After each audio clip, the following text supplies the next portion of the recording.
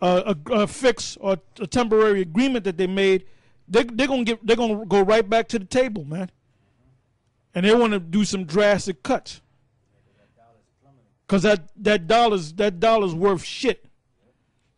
Silver, if you've been checking out the silver prices, silver has hit over $40 an ounce.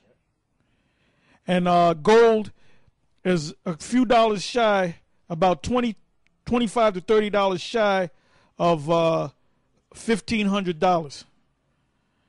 So I mean, if you can't see that this man's going down, then you have another theater of war over there in Libya. You got anything? This is Ecclesiastes 8:6. Because to every purpose there is time and judgment. Therefore the misery of man is great upon him. That's right. So now you're going to start feeling the effects of this dollar going down.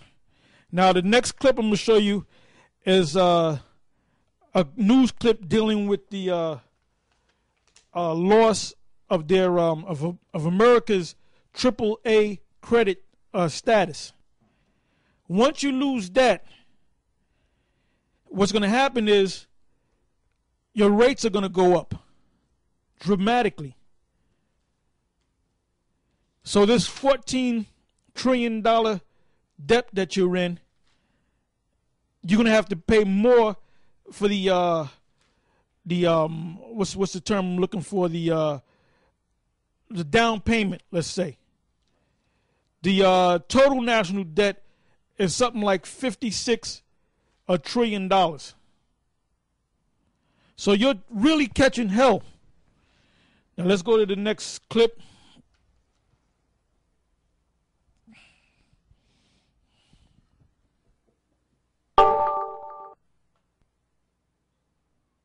U.S. lawmakers in Washington bicker over the budget and hurl blame across the aisle for the gridlock, calling opposing colleagues relatively small, extreme group of ideologues who are an anchor dragging down the budget negotiation process. Give me a break.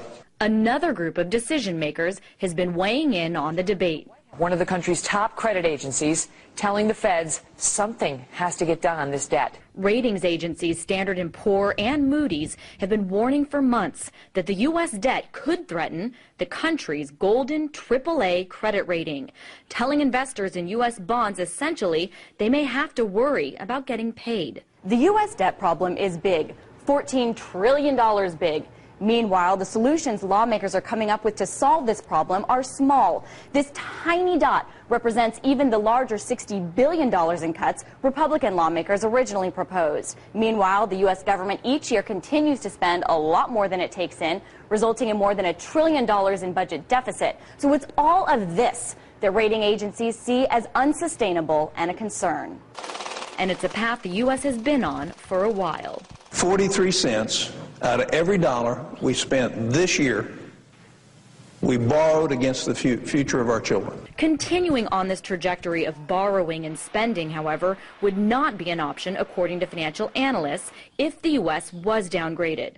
So what would happen? It would be another crisis. Economist Max Fraud-Wolf says even putting the U.S. on official downgrade watch would be devastating. It would create global shockwaves, in part because most models and understandings of the global investment landscape, including the bond landscape, take as their sort of central anchor the U.S. 10-year Treasury bond as the risk-free asset.